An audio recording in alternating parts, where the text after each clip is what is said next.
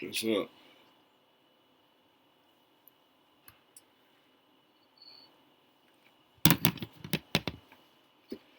Get the iPad ready.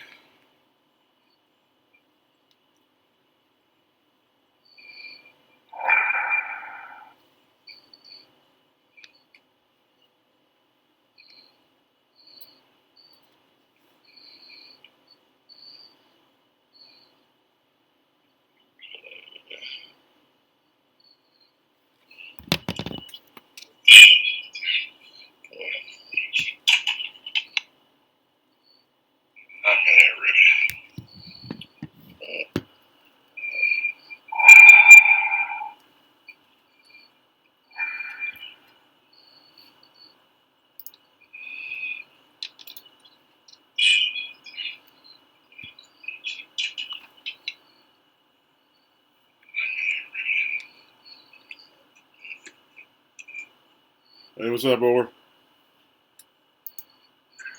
How you doing? You're still duded out. You're still all duded out, man. What's the deal? All these meetings, man. All these meetings, virtual meetings. So I told you I gotta look good, so I can play good, so we can get paid good. I keep telling y'all. Yeah. I got you. That's good. Let's hurry it up. I know, right? We're almost there. We're just trying to fill out this back office stuff. We'll be good to go. What's going on, Carl? Not much. How you doing? Good. How are you? Good. You battling through this virus stuff? Yeah, it really hasn't affected me. I was doing this before the virus. So. Oh, really? Sitting at home doing nothing. All right, we got a minute and 45 seconds. Only thing that's changed, I'm not out coaching or anywhere. But other than that, it's my normal day. Yeah.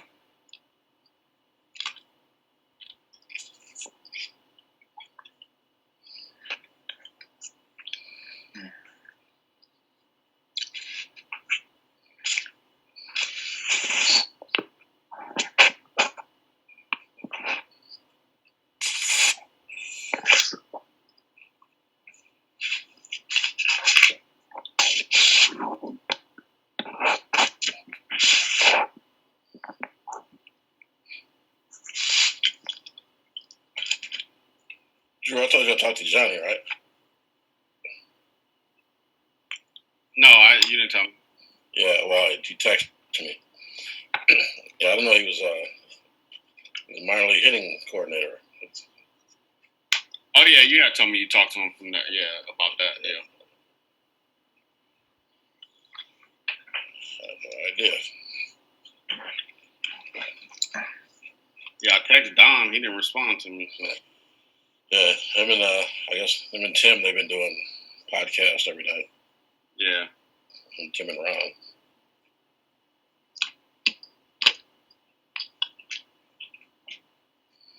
What's up, Andrew? Nothing much. How you doing? How you doing? All right, Good. 10 seconds. Hanging in there. 10 seconds. Here we go. Raphael Skeet.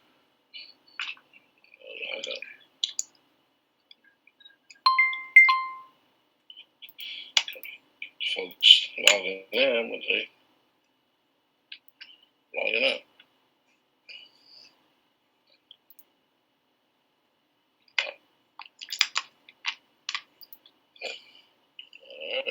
All right, here we go. 3, 2, 1.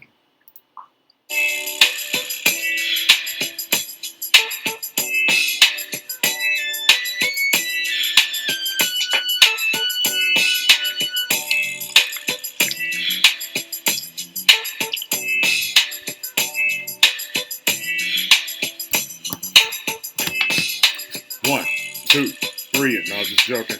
Welcome to the WePlayBaseball Podcast. I am your host, Rod White.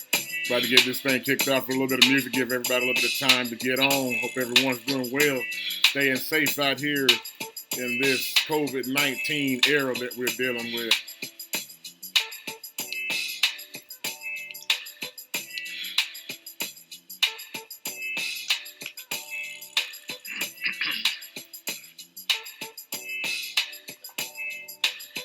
We got this old school music tonight, baby.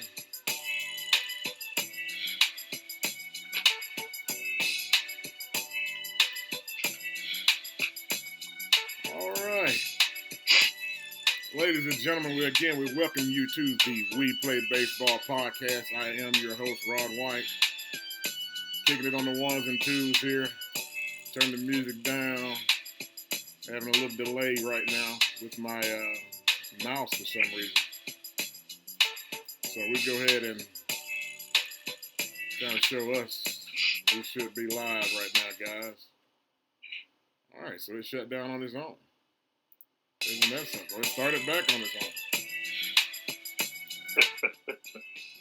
Well, we're gonna have some difficulties every day, guys. But anyway, we are up, running, and live. Gentlemen, how you guys doing today? Well, Doing good. Doing pretty good. Sounds good, fellas.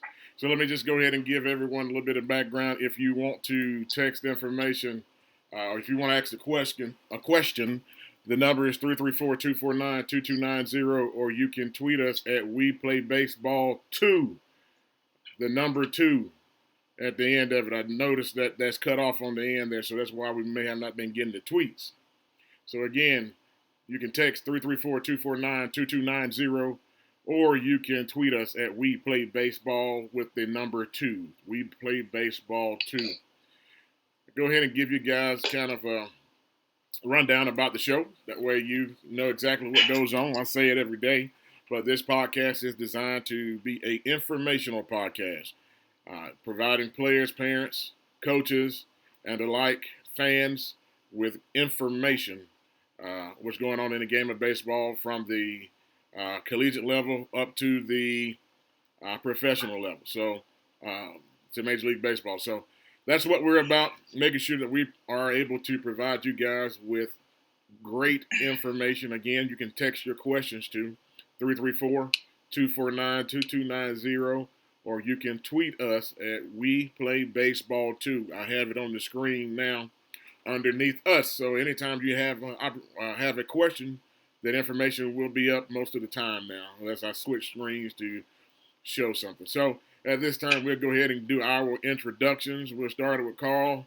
then Orv, then myself, and then our guest again tonight is Andrew Toussaint, West Coast Supervisor for the Mets. So that's kind of how we'll do it tonight. And Andrew, the objective tonight, guys, we're going to pick up where we left off. I know we had to shut it down right when we got and start getting into some of the meat of the matter. What I thought it would make for it really is a 2-day deal that we really need to focus on, and we left off with hitting.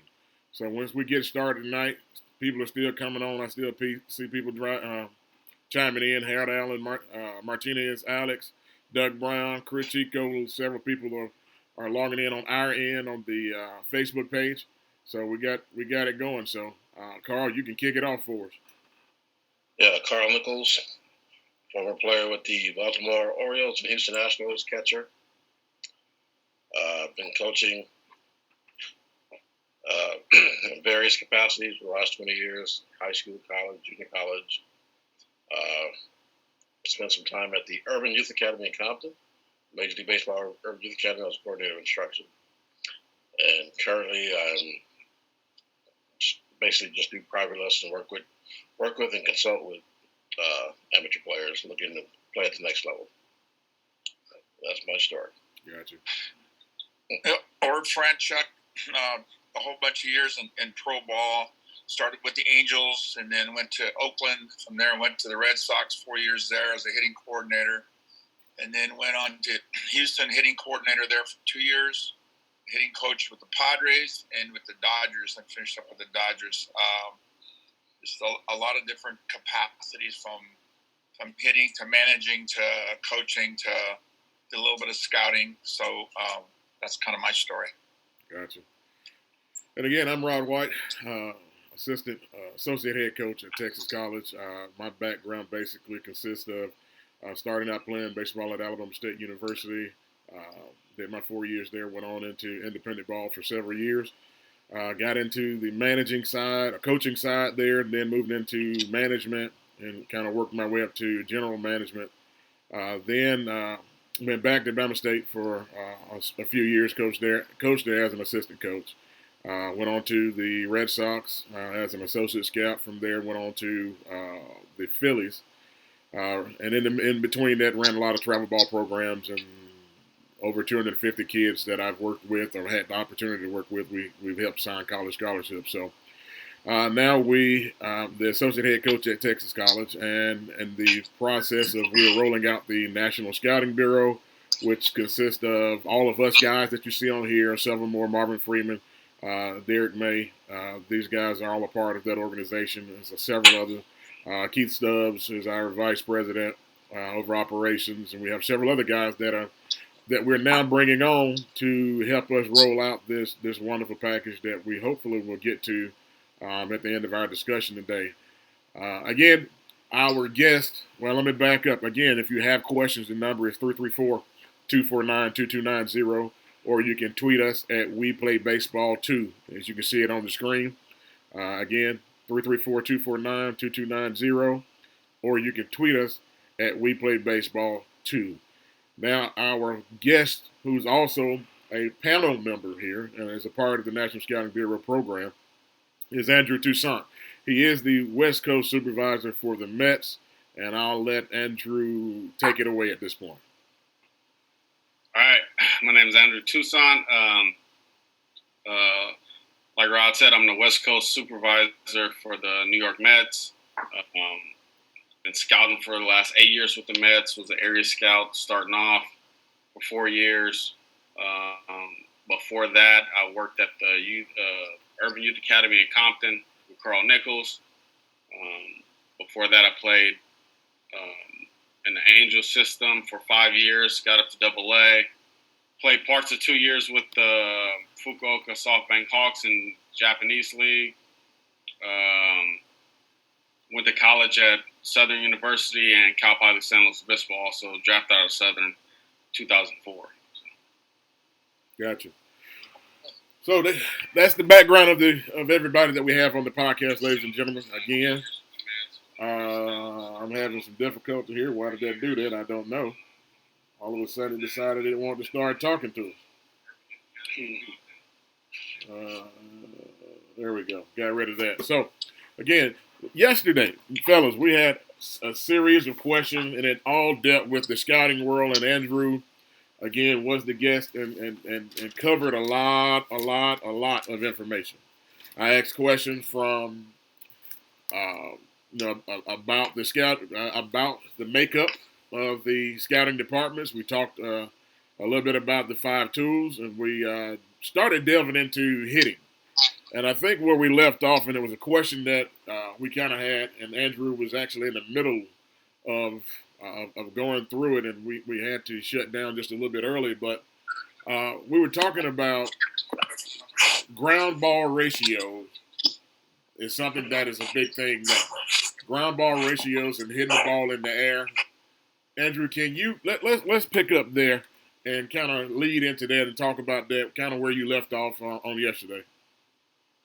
Yeah, I think we were talking about just guys who have fielded hit. We was talking about, I think we were speaking about what do we like more, the power guy or the hit guy. Right. And I was, explaining that I'd rather go for the guy who can hit first, and then we've seen guys that can naturally get into power once they get their man strength, they get bigger, get in the weight room more consistently, and that will come.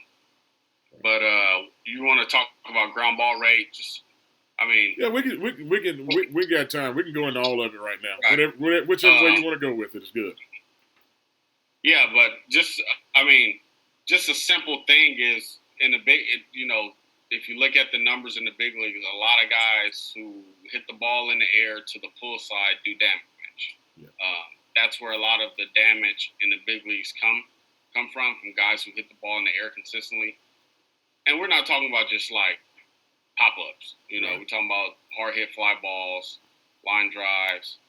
Those guys do damage, and especially once they learn how to pull the ball the right way, they really can do a lot of damage. And we've seen that between, a good example is Christian Yelich, we was talking about yesterday. You know, how when he first got to the big leagues, he was just a really good hitter, put the ball in play a lot, hard line drives. And now he's starting to hit the ball in the air more and a lot more to his pull side, and that's where the power's coming. But he was a hitter first. Right. Carl, you guys want to pick up in any of that there? Well, you know, just back in 2016, I happened to look at something I had written down. Ground ball average generally for ground balls was around 240. Line drives was like 685, and then fly balls was 207. And you know, and I guess what's the difference between a fly ball and a line drive? Where does that kind of which one's which, and where, you know, the angle and all of that? When does one become the other? So those are just kinds of things that to me, when I talk to especially the younger player, college, high school kid, I try to get them to understand that fly balls are okay, but ideally you want to make hard contact. And for me, hard contact means line drives and ground balls. And if you get the ball in the air, then you better get it in the air with some you know, with some power, a gap or something where you hit the ball to the ballpark. But you know, I know everything is all about at the big league level, especially in television, everything's about the home run and the long ball. But to me, good hitters have to hit the ball hard, regardless of whether it's in the air or on the ground or on the line. Yeah. So I know, excuse me, I know part of yesterday we talked about the consistent barrel contact. Andrew, you had gone into, you know, basically catching the barreling the ball up, and driving the ball. So, Carl, we you know, on our end of it, we've gotten hear a lot about launch angle, and everybody wants to talk about launch angle. And one of the things that I don't think a lot of people understand is when we're talking about hitting the ball hard and making sure the correlation between the two. When we're talking about launch angle, we're talking about a measurement, a metric. We're talking about the ball off the barrel. Right. Nothing more than the angle trajectory of the ball off the barrel.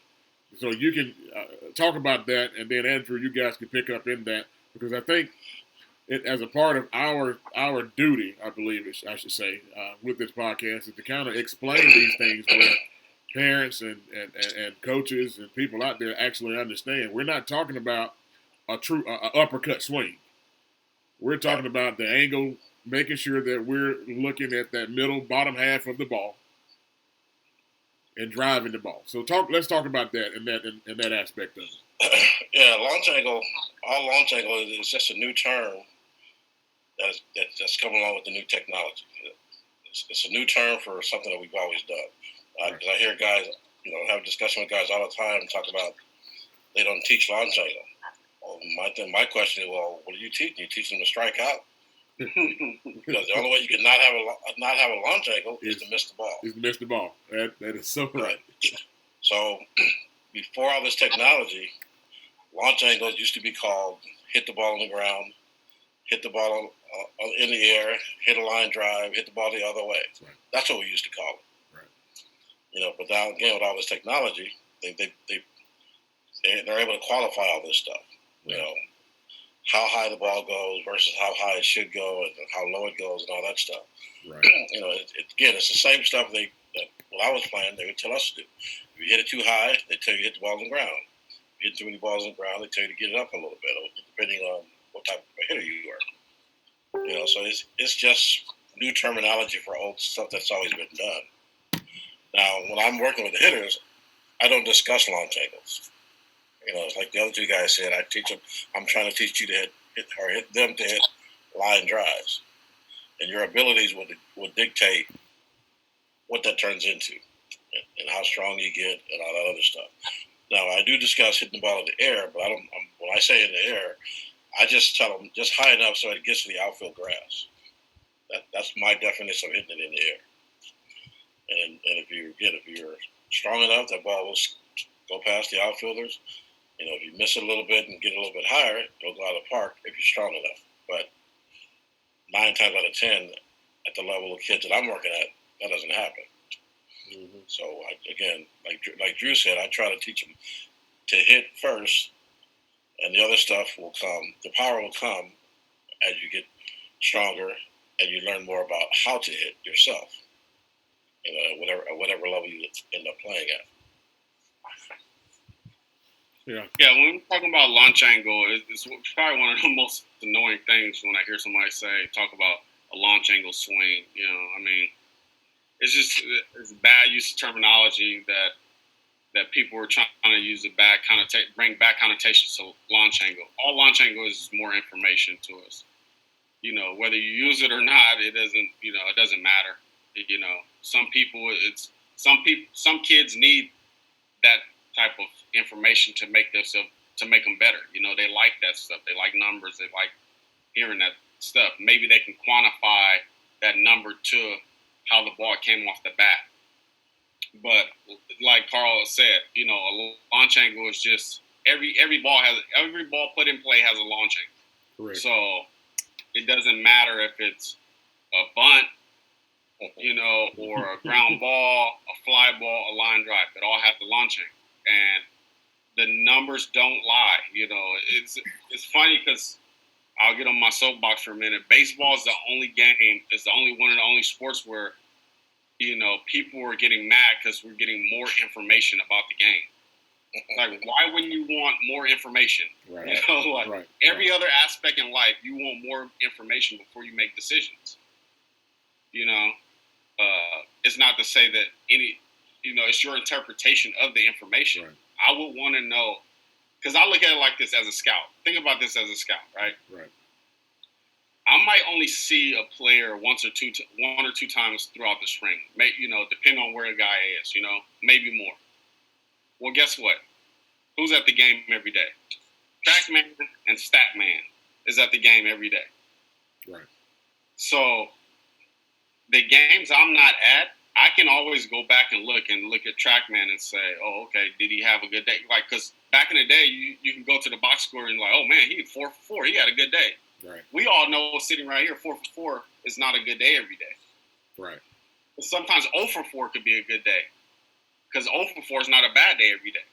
Right. Now, I can go back and look at games and say, okay, what did this guy do today? He went 0 for 4. Well, guess what? He had four balls over 95 plus with a certain launch angle to it, right?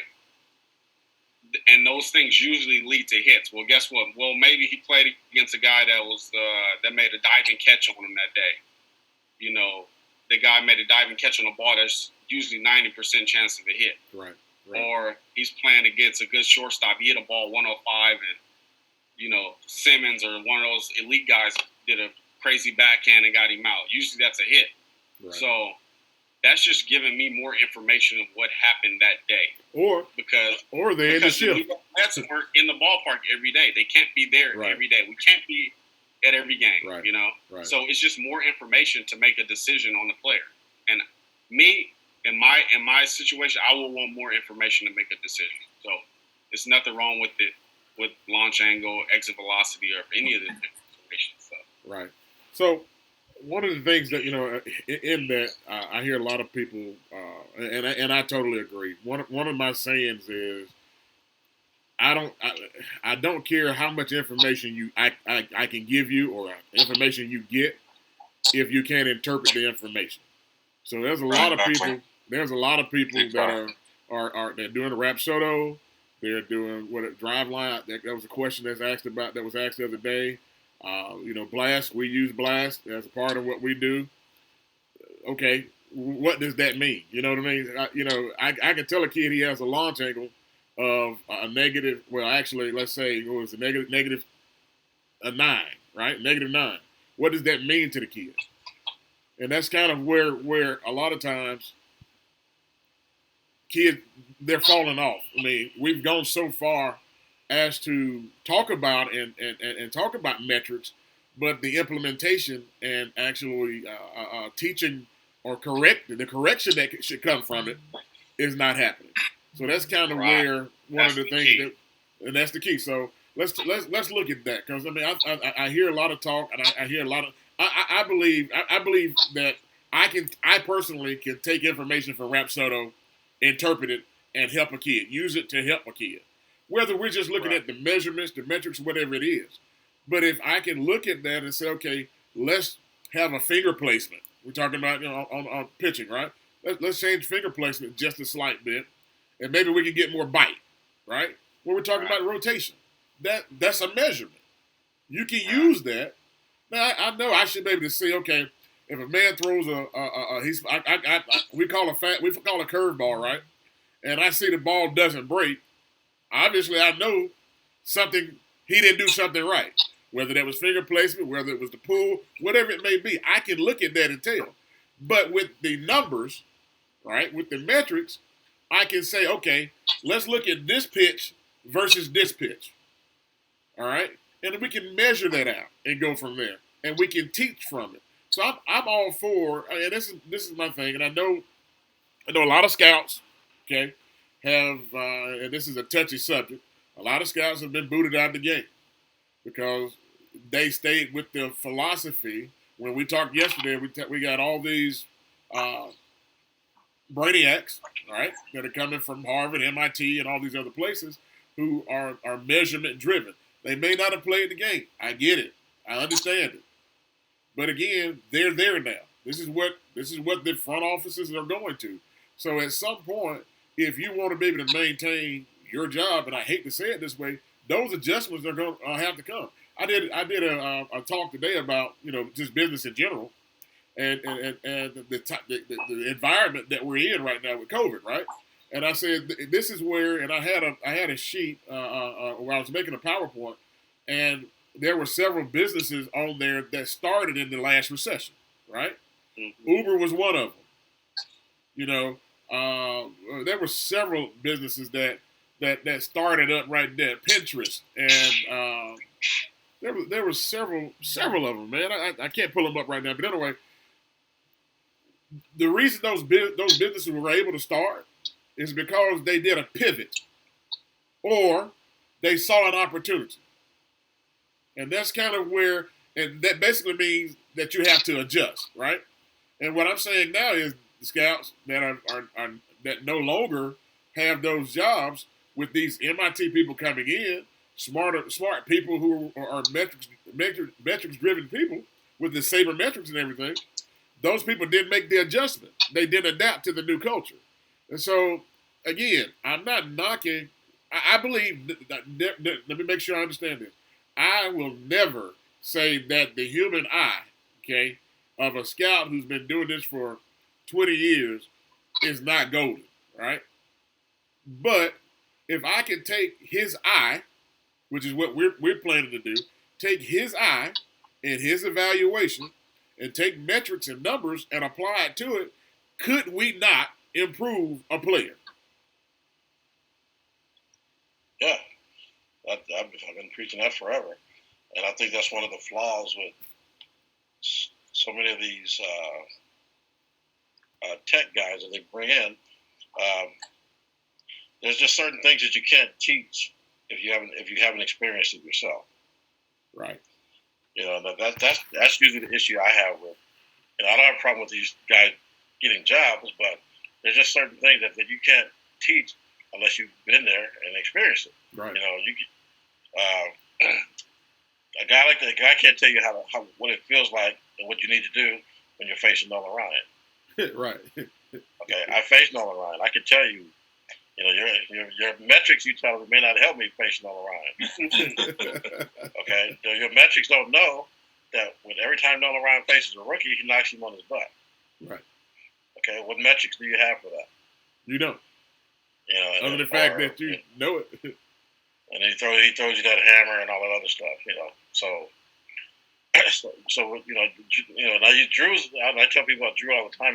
Drew's a perfect combination of those things, right? Because he played, and he got his degree. He understands numbers, and he embraces the numbers. So I think baseball needs to hire more guys like him in order to develop the players properly. Right. Because I think a lot of talented players are not reaching their potential because they're not getting the information or they can understand it properly. Yeah. You know, a lot of them getting it, you know, because a lot of guys, you understand the numbers, but they don't understand the practical applications of it. Right. There you go, right there. Right. You know, so that you need guys that can do both and know which side to speak out of when you're talking to a player. Because like you said, some guys respond better to just giving them numbers. Some guys respond to say, you know, just hold your hands up like this, you know, and leave the technical stuff out. Right. You know, so I think that's what's probably missing the most in baseball when we're just talking about teaching and developing. Again, the numbers to get in are to text your question in is 334-249-2290 or tweet us at WePlayBaseball2. We do have a question. It says, what do you look for in a prospect? This was something we talked about yesterday. But again, you know, the fans that maybe weren't on yesterday, the audience that wasn't here yesterday, they're asking. They want to know. We got new people on, so that's good. So, again, the question is, what do you look for, Andrew, in a prospect? I mean, that's broad. We can get into the broad stuff that, you know, let's go with the position player first. Okay. We can do that. So I'll try to keep it. I think yesterday we talked about from broad sense, does he have feel to hit? You know, what does this feel to hit mean?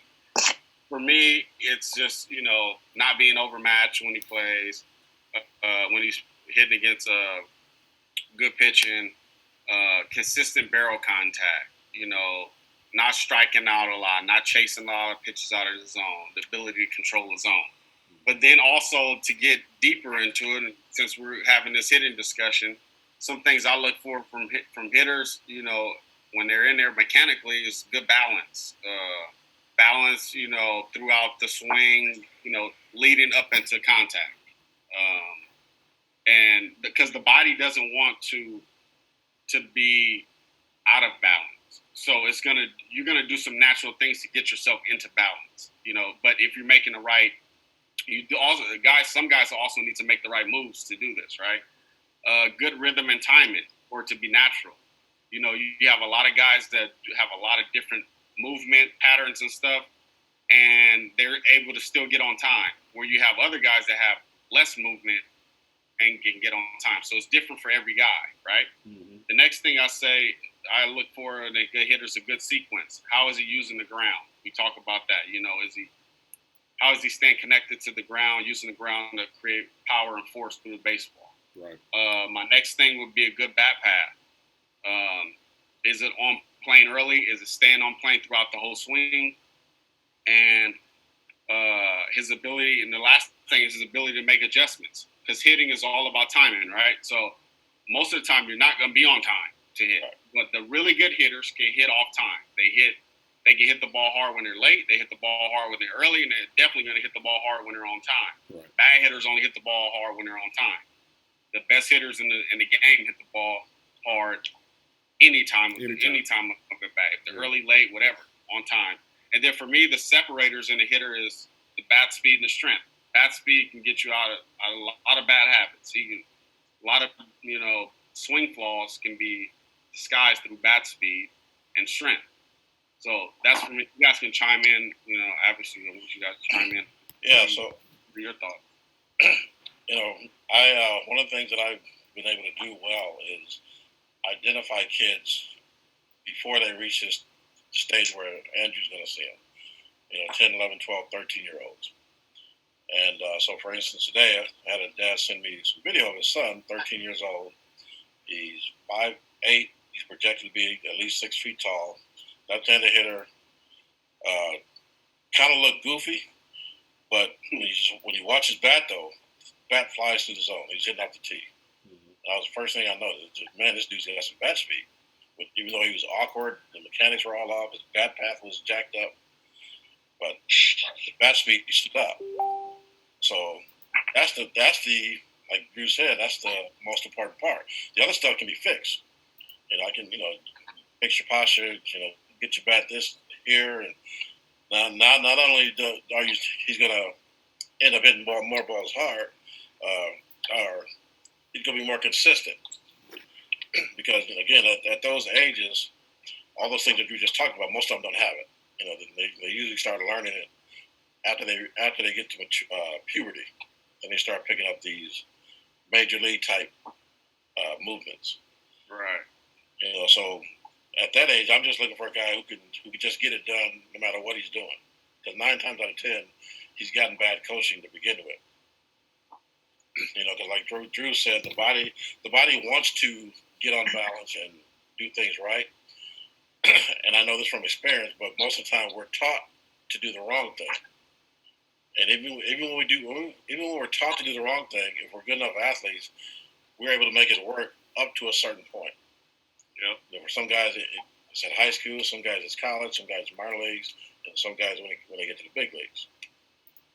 Right. You know, Carl. Just to add to that age level kind of thing that you talked about was is the coaches that they have in Little League or prior to that are real dominant lower half teachers. And I can understand that because a lot of the kids that are a little bit younger don't have any strength in their upper body, so they try to get something going with their lower half. But I'm a big hands guy. I'm a big upper body guy, but you still have to use your legs, obviously, from the ground up to hit. But so for me is getting over the baseball at contact. And then, the experience, as the more reps they get, the rhythm and timing, as we all know, is huge. Once you get that rhythm and timing, you see some ugly swings. But guys that are on time and have some rhythm, they have success. Yeah. So the advice I give to parents a lot, if you have kids at least 10 years or younger, don't send them to a hitting instructor. Unless they got something really, really glaring flaw that they need to fix. Don't send them to a hitting instructor. Let them experiment. Let them try different stuff. Let them emulate people's batting stances. And let them fail a little bit. And then once they get 11, 12, around about 11, 12 years old, then you start introducing them to a hitting instructor or instructions. Because now they have an idea of what, at least a little bit of an idea of what they can and can't do. Some of the worst things I see is, when you see a kid, right away, he goes to a hitting instructor. Right. Because he looks like a robot. And, you're throwing him soft toss. As soon as you move the ball away from where he's swinging, he can't adjust. Yeah. So that's one of the advice I always give parents. Because I get asked to do hitting lessons with 8, 9, 10-year-olds all the time, and I turn them down. I'm like, there's nothing I can show him right now.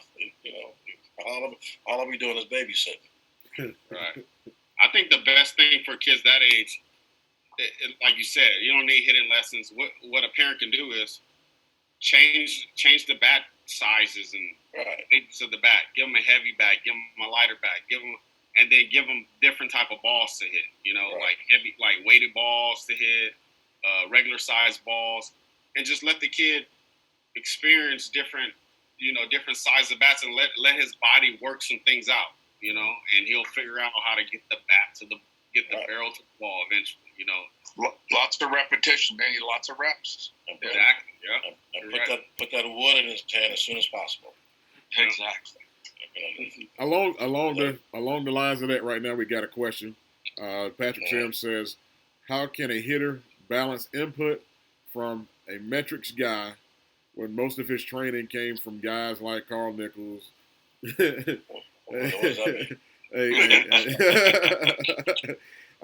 not so metrics approach. That's kind of what he's asking. How can a guy now who had a guy like you, who, even though you do use metrics, and so I will say that we do use metrics and it's involved in it.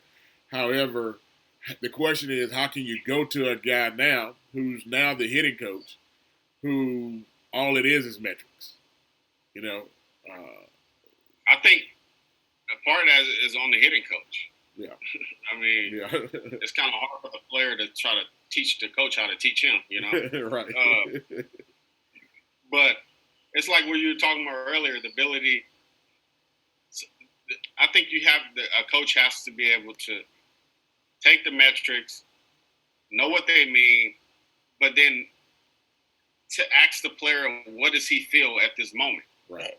So, for instance, like if a guy we talk about launch angle, right? So if a guy has a 0 launch angle, right? So Flat. on average, so that means he's hitting, on average, he's hitting the ball, pretty much in the ground, right? A lot of ground balls on average.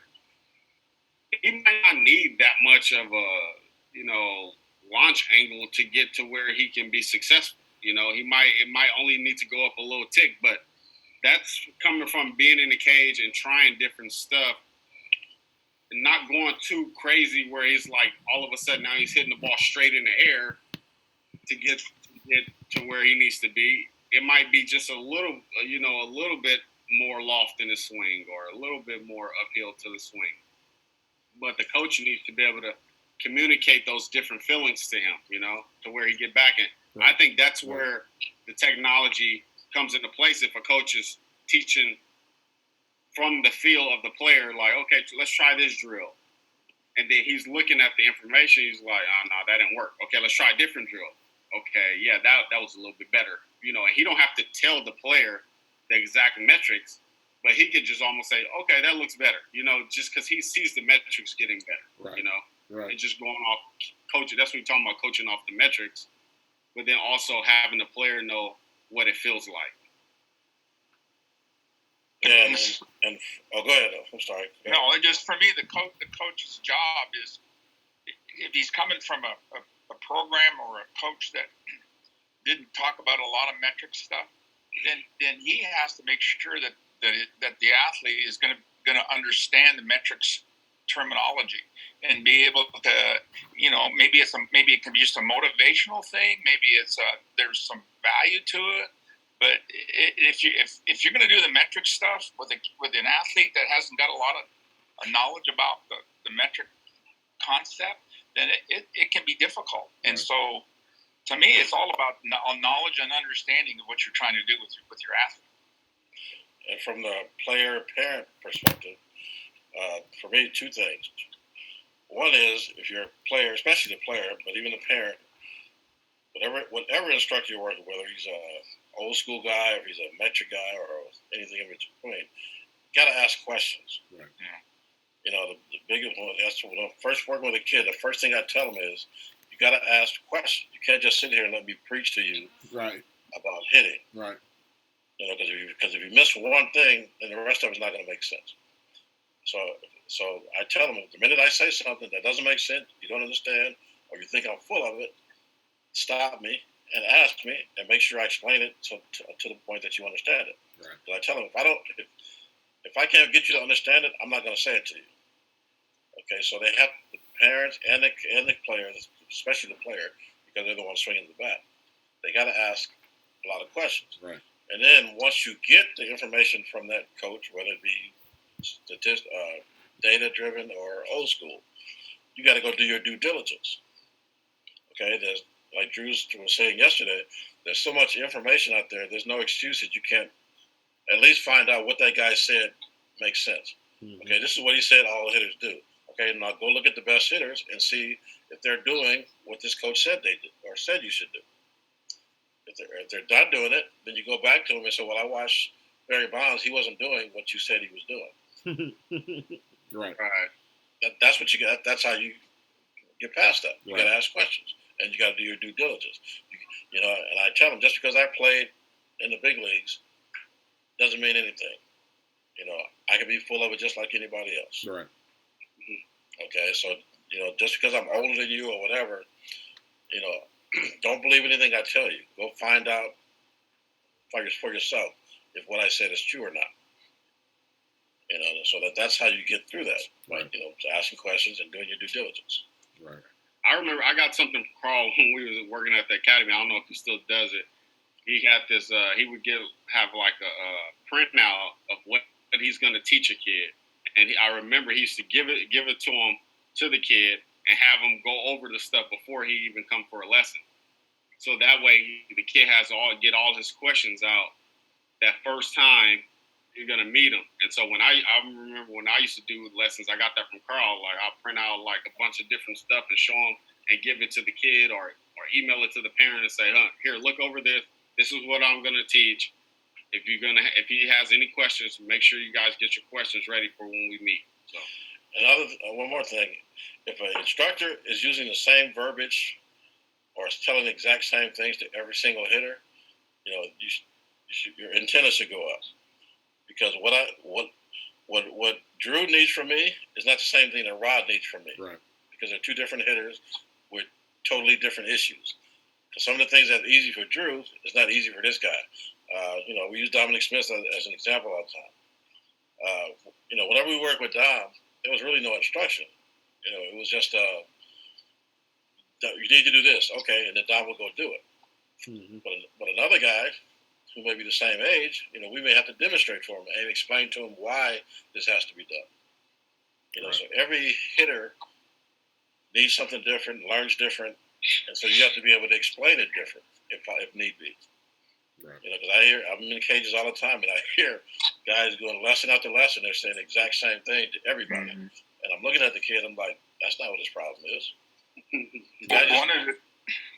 Carl. One of the things I'll forget if I don't jump in is I always start out with my athletes is I try to tell them I want you to learn how to fix yourself. Right. And obviously when you start, it may be a little difficult at the beginning, but what I'd like to try to do is after I have a lesson or after I work with a hitter, the next day or the following lesson, I want them to initiate the conversation with what did we do last time, and whether it's a verbal comment back to me or whether he's going to show me physically what we worked on. That's kind of the process I like to try to do, and I've been very guilty of being a talk guy and not allow the athlete to talk, and so I'm trying to get better at trying to let the kids talk a little bit more, and I think that kind of makes, especially after you start having 2 or 3 lessons with them, they start to feel comfortable with you, and you develop a relationship, and then usually that process works pretty good. Yeah, because I tell them all the time. I said, I know what's going on with you, but once you start playing, I'm not going to be there. How are you going to fix whatever problems you have? You can't call me after every at bat. Yeah, exactly. Right. Fix your swing. You have to know what's going on with your swing yourself. And in the middle of that, I'll say this from the coaching side: you can't come to me. I don't want. I should be talking hitting with you in the middle of the game. Right. I'm not standing. I shouldn't be standing in third base coach's box talking about, hey, get your front foot down early. I shouldn't be saying that. Your job now is, you just like you guys said, you got to fix yourself at this point. I mean, if what you're doing is not working, you have to make the adjustment. Goes back to making the adjustment again. Right. So, we got several questions coming in. Let me get back in here. The question here is, what advice can you give guys about hitting the outside pitch consistently for a left-handed hitter? Does it matter whether he's left-handed or right-handed? For me, it doesn't matter. But yeah, I understand. People right. Biggest thing for me on the pitch away is contact point. And I know when I started playing, my first year at Pepperdine, I was pretty aggressive. I could handle the fastball, middle in really well, but as a result, anything on the outer half, my contact point was too far out front, and so I either roll over or I'd pop the ball up. But as I got more at bats under my belt and understood the process, so for me, contact points got to get deeper, and you got to get over the ball, and you still have to get extension through the baseball going to the gap in right center. What happens? I think a lot of young kids, they get the contact, barrel gets to the ball good, then they either roll over or they lose their barrel early. Especially on the ball away, there's a lot of balls in the air, and they carve the ball to right field. Yeah. So now when I played, depending on what time of the year you came and watched me play, you either thought I was a great hitter or the worst guy that ever played. So there would be times I could hit an outside pitch away from me, and there was other times I literally couldn't even see it. So what I've discovered since my playing days, that basically, if you're in the correct posture, it automatically gives you plate coverage, and you can reach that outside pitch.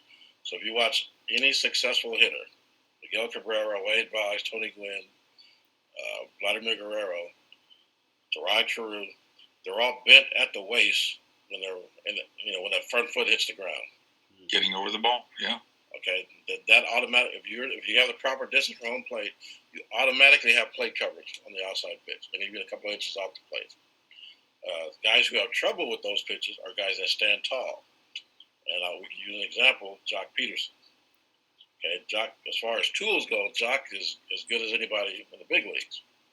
But Jock has trouble with the ball away and the ball down because he was taught to stand tall as a hitter, and he still hasn't made that adjustment yet. Okay, but the minute if he ever gets into his proper posture, you'll see his average shoot way up, and you'll probably see his home runs shoot way up as well. I had him in Double-A, tried to get him to use his legs whole year in Double-A, and it was a chore. But you're right. He gets when he does get over the ball. I mean, he'll do it sometimes. He'll get over the ball. He'll get the ball out that way, the other way. Because your body naturally wants to do that. But exactly, I was taught, at least I thought, that in order to have some power, I have to be tall. I thought that's what created leverage. So I was always fighting getting to my natural position that my body wanted to be in versus standing tall all the time. And that's why I was such a streak hitter. Same with me. I remember guys would be like, "Why are you bending over to hit the pitch on the outside?" I'm like, "I don't know. So me being not asking questions, like, okay, I'll try to stand tall. Now the ball feels even further.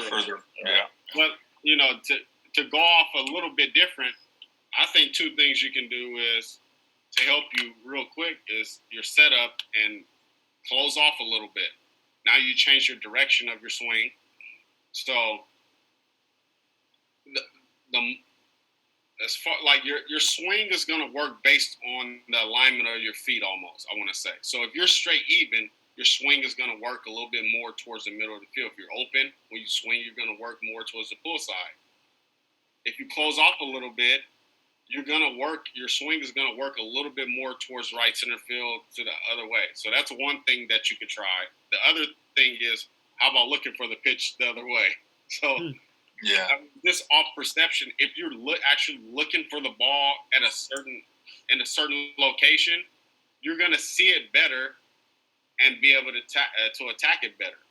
If you're looking for the ball, if you're looking for the ball in the middle to inner half, you're never going to hit the ball in the outer half. So it don't matter what kind of physical adjustments that you do, you won't be able to hit that ball. So I'll just chime in right here. I just ask, when we're talking about having that proper spine angle, Carl. Yeah. I asked everybody. I said, okay, when you're a DB on the football field, what type of position do you get into? I said, I get into an athletic position. Or I say, show me. I said, okay, then and when you play basketball, what type of defensive position do you get into? Well, I get into an athletic position. Okay, show me. So my question to you, I always ask this question. My question to you is, why would you want to do anything if in those two major sports, your athleticism and balances come from an athletic position? Why would you get in an athletic position as a hitter? Because that's what we teach kids. We're the only sport that teaches kids not to be athletic and unbalanced. So that's kind of the conversation we start out with, because when you first get in with me, it's an assessment. That's why I tell parents, don't let your kids get lessons when they're young. They're gonna find their natural balanced position. Right. Especially if they're good athletes. Right. Let them work it. Let them repeat it, and then eventually you start introducing the lessons, and the lessons will actually go better because you don't have to undo a lot of unnecessary teachings. Right. I agree totally. This comes in from Andrew. Says, Coach Andrew, this is AJ's grandpa. He played for the Mets team this past, I guess, summer. His problem, I guess he said he's probably the youngest player, 8th grade, for this summer. What do you think is important for? This is your son. All righty.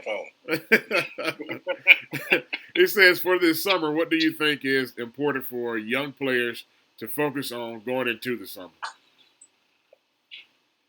I would say your focus should be just working on all your skills. I mean, number one, as being an infielder,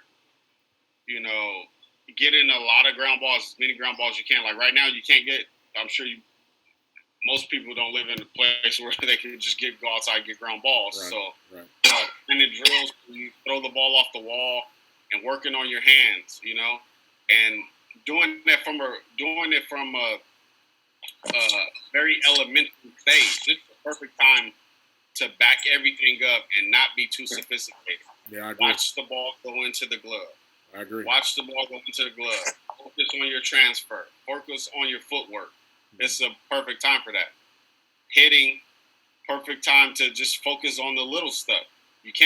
Most people don't have a field in their backyard, so you can't see where the ball is going. So let's focus on, like we were just talking about, let's focus on our stance, our posture, being athletic, squaring the baseball up, and hitting it right through the net that we have set up. You can probably practice on getting stronger. Start doing push-ups, sit-ups, pull-ups, stuff like that to get more physically stronger. What else? You guys can chime in on this. From my generation, weightlifting wasn't really a big thing. So basically, we got strong. Our guys from our generation got strong, basically from playing outside, climbing trees, right. throwing rocks, lifting whatever. That's basically how we got our conditioning. Playing other sports, going to different neighborhoods, challenging with football, basketball, whatever. And so a lot of kids don't play outside like we used to. So they don't have that physical activity. So it's like Drew said, you're one of those kids that you need to do a lot of sit-ups and push-ups even before you get to the actual weights. Because once if your aspiration is to get into pro ball or even into college, you got to come in there with your body right. Right. If you don't have weights at home, you don't have a membership, you could do push-ups. Okay, I played against Bo Jackson. I was, seen interviews with Herschel Walker, Frank Robinson. Those three guys have one thing in common. Frank Robinson used to talk about how he used to do 3,000 fingertip push-ups every night. That's how his forearms got so big. Bo Jackson and Herschel Walker used to do 3,000 push-ups and sit-ups every night. Bo Jackson never touched a weight in his life. Right. He was strong as an ox. But from a young age, he was 3,000 sit-ups, 3,000 push-ups. And believe it or not, the sit-ups will help you with your speed. That's correct. Okay, and that's how because Herschel Walker was a fat kid. I don't know if people know that until he started doing those push-ups and sit-ups. Mm-hmm. So getting strong is a big deal, and that's how you get strong if you don't have weights at home. Or go in the garage, pick up the spare tire and lift it over your head or something. Right. Mm-hmm. Another thing, a lot of kids don't do a lot. You don't see a lot of kids that throw a lot.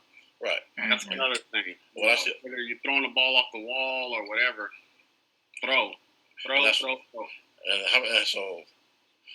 how many of us got in trouble for throwing the ball in the house and breaking windows?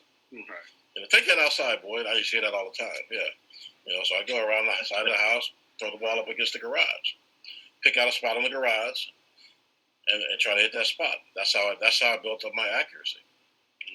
And kept my arm straight. I was always throwing year-round, whether it was a football, a basketball, something, throwing rocks. I remember busting a window at church at a house across the street. I was just trying to see if I could hit it. And oops, I hit it. I ran back up in the church. And, it's funny that you say that. And it brings in another subject. We talk about like weighted balls, right? Right. Yeah. Okay. Where people think like weighted balls are so bad, and it's it has a good and bad. But I mean, when we were coming up, we were throwing weighted balls already. We played football. We played softball, dodgeball. Dodgeball. I mean, you were already throwing weighted balls. Right. So I mean, I don't think there's anything wrong with weighted balls, and even people talk about long tosses. I mean, all that stuff is good for you. What happens is, I think a lot of times people go a long time without throwing, or they're trying to ramp it up too much, too quickly. Of course, that type of stuff is going to hurt you. Right. Yeah, when it comes to swinging the bat, I mean, all of that I agree with. That's all really, really, really great stuff. But I think sometimes kids, especially during this time, there's nothing wrong with taking an overload, like a weighted bat and a regular bat. Right. I'm a big believer in the mirror, looking in watching yourself swing in the mirror. I know when I was in high school, down in the basement, I drew a strike zone on the wall, and I had these little stickies with numbers on the stickies, and I would take 50 to 100 swings every night with the weighted bat, and then I would finish with a regular bat, and I did that every night. And when I got to Pepperdine, my college coach goes, "Man, you hardly swing out of the zone. You walk a lot, put the ball in play with pitches that are hittable." So I mean, that's just a little thing, but I mean, I'm a big fan of using things that apply to the game. I mean, all of that stuff, every little thing that you can do athletically as a person is going to help you. Yeah, it's funny you say that, because I had a roommate one time, a guy I played with, and I ruled him a few times, and everybody thought he was weird, right? And he was weird. And I can remember in bed, trying to go to sleep, and he's up in the mirror in his underwear, swinging the bat. I'm sitting there, what's wrong with this dude? Well, why you at least put some pants on or something? Right. But then you look up at the end of the year, he was always hovering around 300. Mm-hmm. He did it all. He would he had a heavy bat, looked like it had nails in it with some lead at the end or something, and he would swing that, and it just nonstop. And here I am laying in bed, calling him names, and I realize now he had it right the whole time. Right. Right. Yeah. I mean, that's one thing. A lot of kids don't just try. So all kids think the only time they can swing the bat is if somebody pitches to them. Right. I remember I used to get in trouble for swinging the bat in the living room. Yeah. I used to move everything out of the way and take full hacks in the living room and be like, just go in it. I hope my dad or my mom didn't walk in and catch me. Right. I mean, I used to be sitting there visualizing. I work on different stands and like, okay, how that feel? You visualize yourself hitting different pitches in the zone, and you might think of something there that day. You go to practice the next day, you try it, or vice, whatnot. So. I don't see kids doing that anymore. Just taking dry hacks, trying to figure stuff out in their brain. I agree. One more thing with that, and I tell kids this all the time, especially if you have timing issues. If you're watching the game on TV, take some bats against that guy off the TV.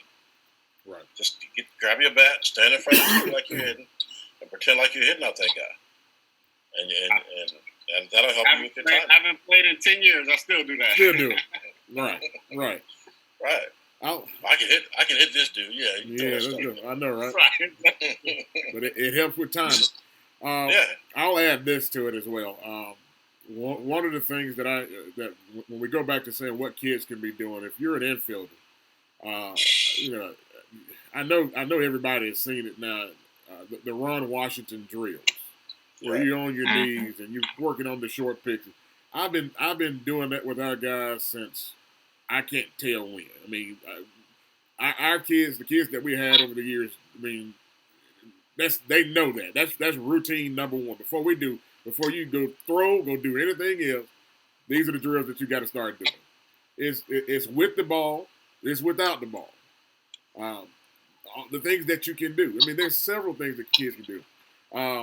Matter of fact, one of the hidden drills that we do is always I love working on hand-eye coordination. Right, I think it's very important, and I think a lot of people miss how important it is. Andrew talked about it earlier. Big balls, small balls, especially with the younger kids. The big balls. I mean, I'm talking about big balls, right? Big balls. Barrel that ball up. Let's work on barreling that up first. Let's go to a smaller ball. Let's work on barreling that up. Let's go to another smaller ball. That's a regular ball. Let's barrel it up. Let's go down even smaller to the little golf balls, the little wiffle golf ball deals.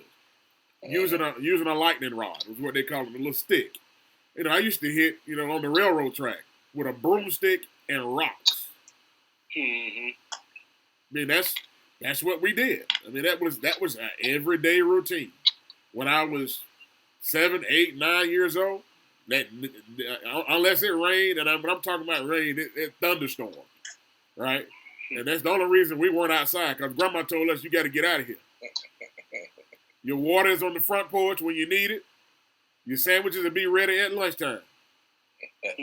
Otherwise, we're outside. So there are things that kids can be doing. I know all the distractions that they have now. Like I got like 50 pieces of technology in here, right? So I know all the distractions they have because I'm distracted by them. However, if you want to excel at this game, you got to put aside those distractions and work on your craft. So that's kind of that. We had a couple other questions here. Matter of fact, there's a question about that led back to Friday when we had Coach Macon on, and I'll go to that one last. But let me do this one. They're talking about long toss, and I'll start on this one. By the way, how often do you long toss? Or how often do you do your long toss program? And how long should it be? And how long should it last? Okay. For me, we long toss during the season. There's some phase of the long toss every day, right? Because we're warming up, getting ready to throw, so we're gonna air it out at some point throughout that. But one thing I don't believe in doing is getting so far back trying to throw the ball that you become mechanically unsound. That leads to injuries. All right, so with our guys, we go as far back as we can possibly go, backs and out, under control, maintaining control. If I look up and I see a kid and his head is all turned to the side, something Andrew talked about yesterday. If I see his head all turned to the side and I see his max effort throw and he's almost falling down, then I know that kid, hey, you're too far. Get back. Let's come back up 15 feet. Let's make the ball reach. Let's work on that. Do that consistently for a few days. And then we can back up 5 feet and see what else happens. We can add to it. Don't get out there, and this is my opinion, because I've done the rehab work for Dr. Andrews when we had guys in Montgomery. So I'm seeing text messages, so it's throwing me off. I've done the rehab programs when they've had the Tommy Johns and all this other stuff. I haven't had a Tommy Johns guy personally. We haven't had arm injuries, right? But the guys come. I do get them. When we had the facility open here, we did get the guys in rehab because we knew the program. And so that's why I say when we're long tossing, and we do, don't get me wrong, we do the heavy balls, the weighted balls. We do med ball slams. We do med ball tosses. We do several things that what you call the air rods, whatever they call those things there.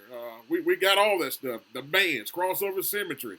The Jaeger bands. We got all that stuff. We do that as a part of the warm up. Now Coach Holloway killed me if I don't say this. Who's my strength and conditioning coach? Before you start throwing or doing anything, you need a heck of a warm up. That's the part that a lot of people don't understand. They get out and just start doing these things, and your body is not activated for it yet. You haven't warmed the body up. So our guys literally before they do their long toss program, they're sweating because I want their bodies activated rather, and so that builds on to it. So I wanted to kind of throw that out there for what we've been doing and why we don't have injuries. And not saying that we won't ever have an injury because I can't, you can't sit there and watch what a kid is doing when your back is turned, talking to another coach or something else. So we can't ever say that, but we try to make sure that all of our kids understand this is what we do. This is the routine. If you go outside of it, that's on you. But I'll let you guys chime in. Yeah, just to add to that, also you got to let your arm tell you what you need to do. Yeah. So in pro ball, you throw every day. Right. And then, so I was a catcher. So as a catcher, my arm arc was short.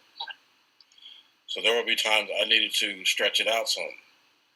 So I would go out and either I'd play catch, long catch, or during infield, outfield, I'd throw from the outfield just so I could stretch it out, whatever it was that I felt like it needed to stretch. Right. So you also got to let your arm dictate how much you throw. Right. If you're feeling some pain, then you back off. If you're feeling like you need to stretch it out, then you stretch it out and just throw it till you feel like you had enough. But I don't think I think you should. It's probably not easy to do at the amateur level, but I think you should do some kind of throwing every day. It's just like walking. When you walk every day, the more you walk, the more you're able to walk. Mm-hmm. Because as long as you're throwing off flat ground, you should be all right. I agree. Before you go, just the long toss program. I know that a lot of programs are geared to a time thing. They 5 minutes at each distance, or whatever the time might be. 3 minutes at each distance.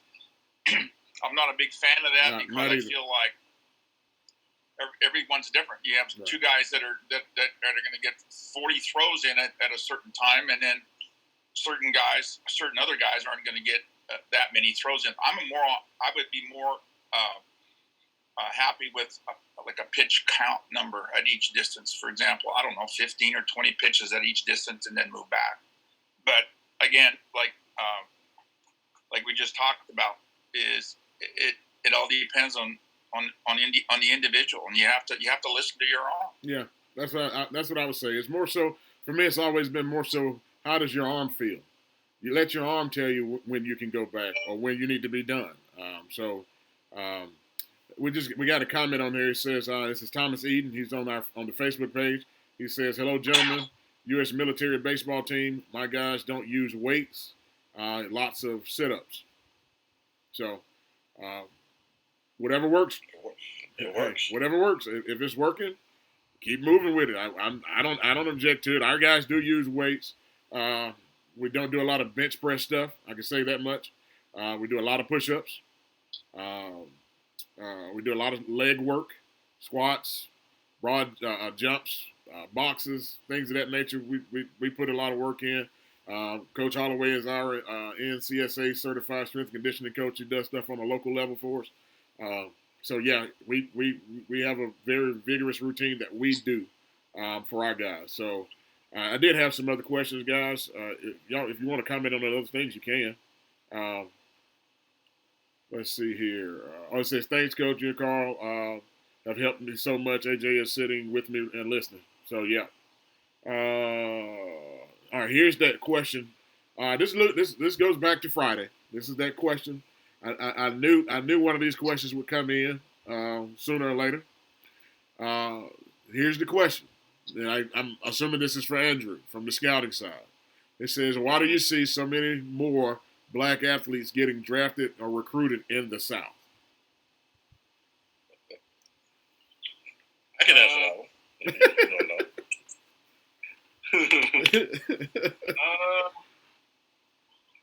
More drafted in the South compared to everywhere else.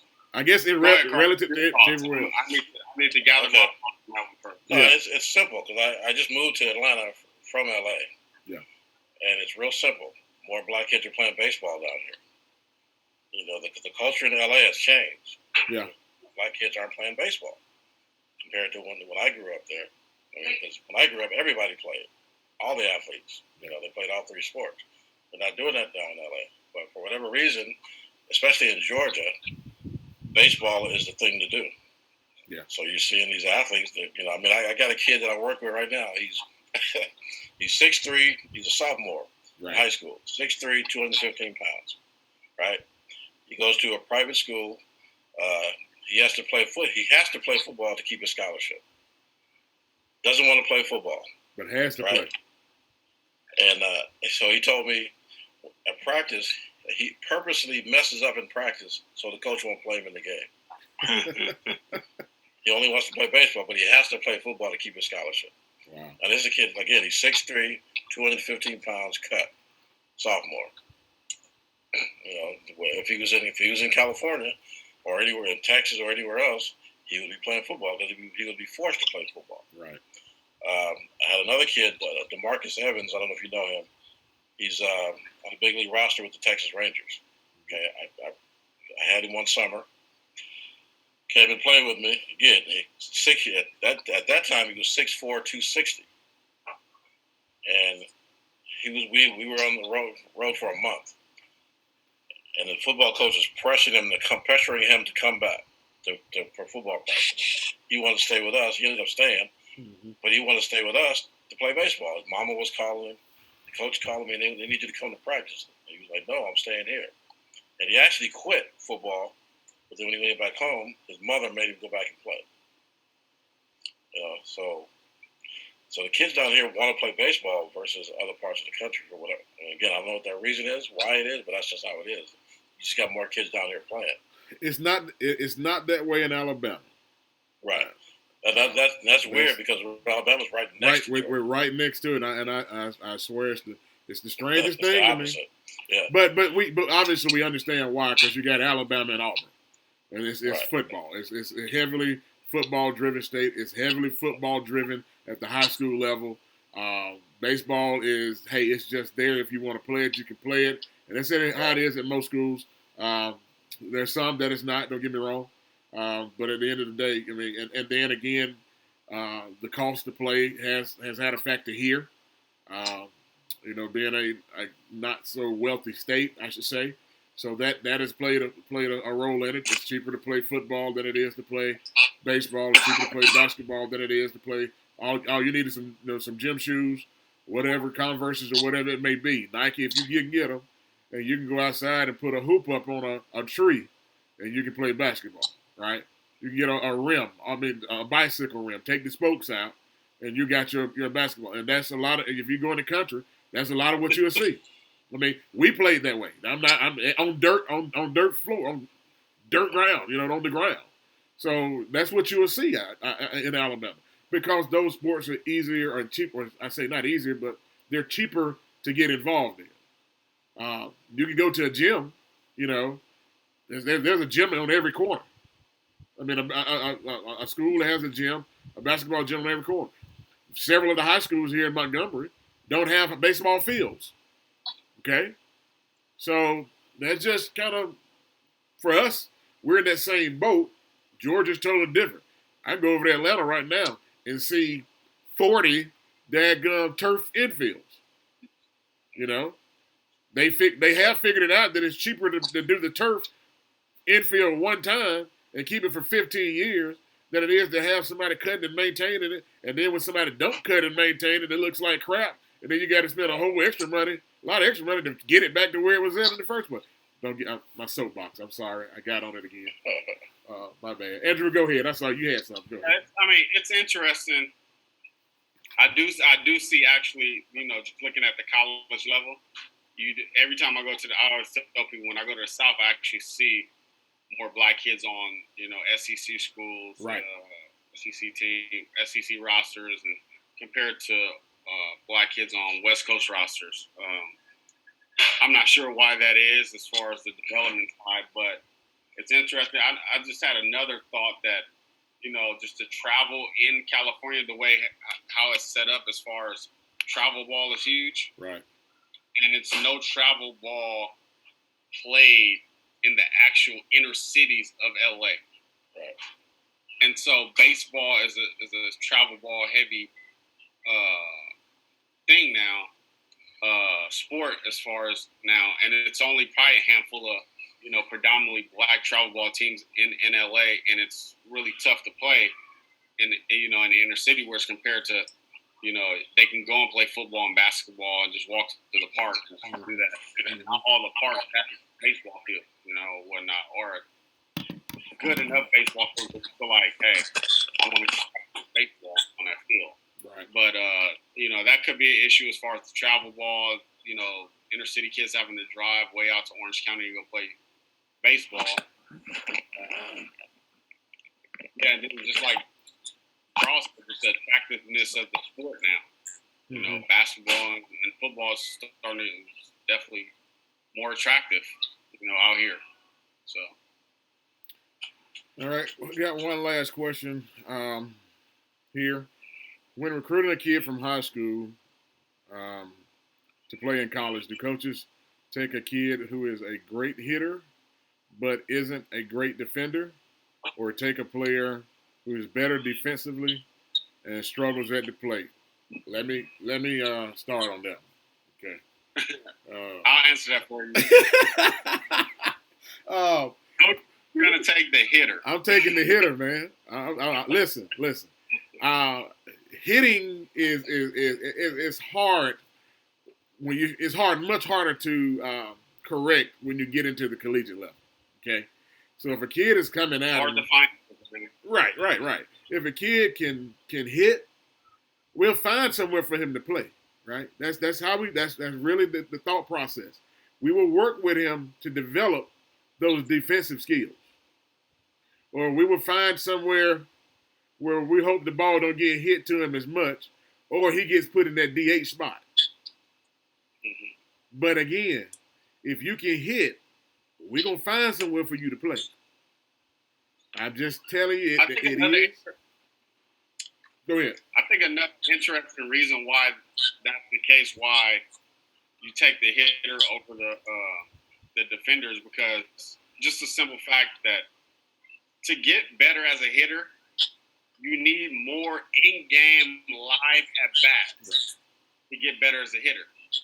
It's only so much pitching, you know, that a kid that actually could face in during school, during college or whatever to get better as a hitter, right? Whereas on the other hand, to get better with ground balls or fly balls, that's a little bit easier because right. You can get better doing that during batting practice, getting live balls off the bat during batting practice. You can get better as a defender if you're taking this serious. A coach can hit you a ton of ball to get you serious. I mean, to get you better as a defender also. So, but to get you better as a hitter, I mean, it's only so much.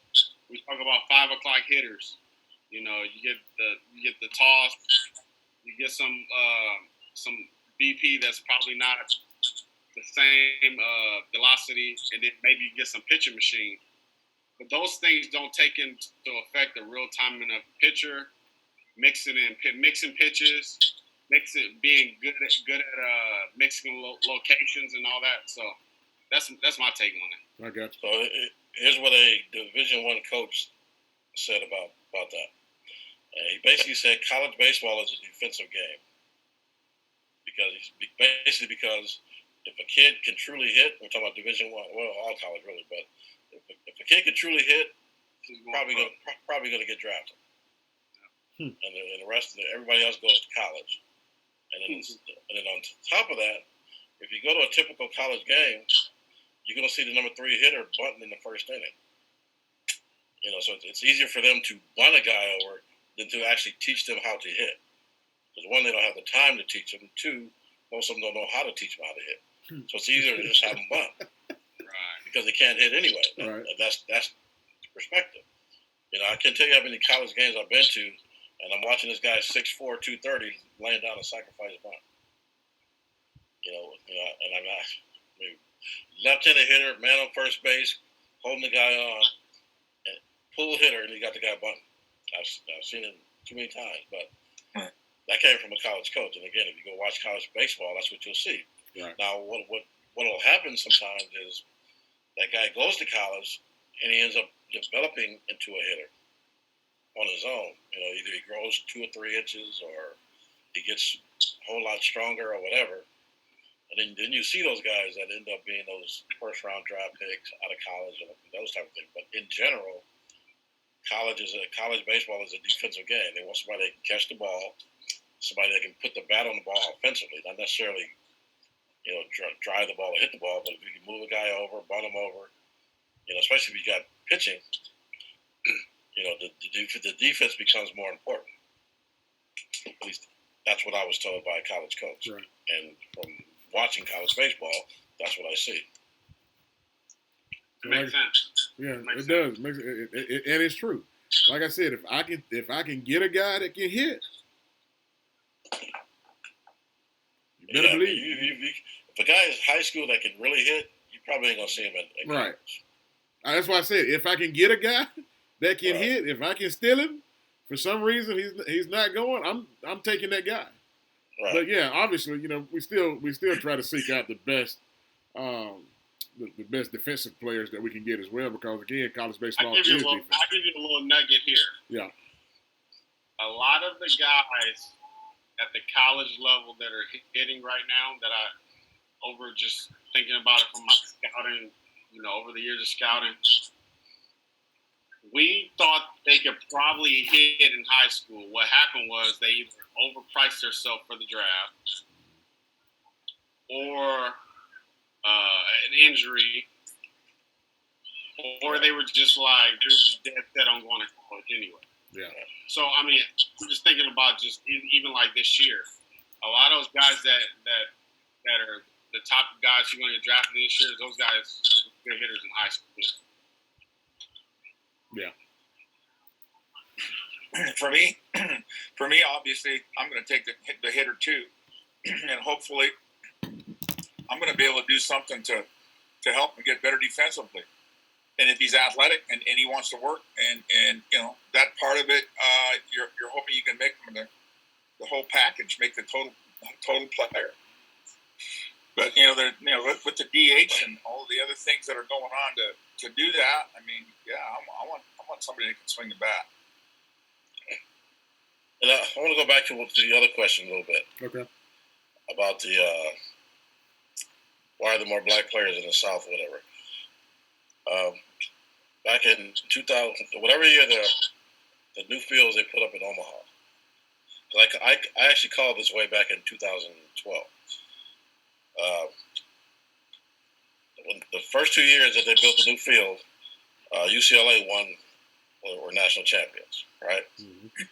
And I don't know if you guys ever played or been to Omaha. So the old field they used to play at, and I played there, even though it was a big field, the wind blow out all the time.